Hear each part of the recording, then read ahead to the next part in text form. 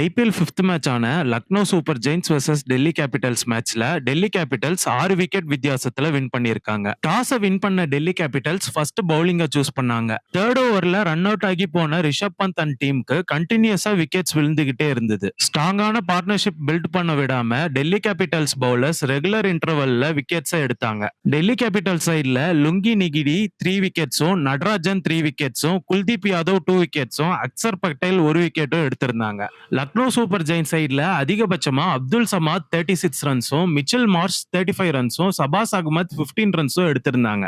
அதுக்கப்புறம் பேட்டிங் ஆட வந்த டெல்லி கேபிட்டல்ஸ் ஃபர்ஸ்ட் பால்லயே கேஎல் ராகுல் விக்கெட்டை விட்டுட்டாரு. அது அப்படியே கன்டினியூ ஆகி பத்துன் நிசங்கா 1 ரனுக்கும், நிதிஷ் ராணா 15 ரன்ஸ்க்கும், அக்சர் பட்டேல் டக் அவுட்டும் ஆயிட்டாரு. டெல்லி கேபிட்டல்ஸ் ஒரு ஸ்டேஜ்ல 26 ரனுக்கு 4 விக்கெட்ஸை இழந்து ஸ்ட்ரகிள் பண்ணிட்டு இருந்தாங்க.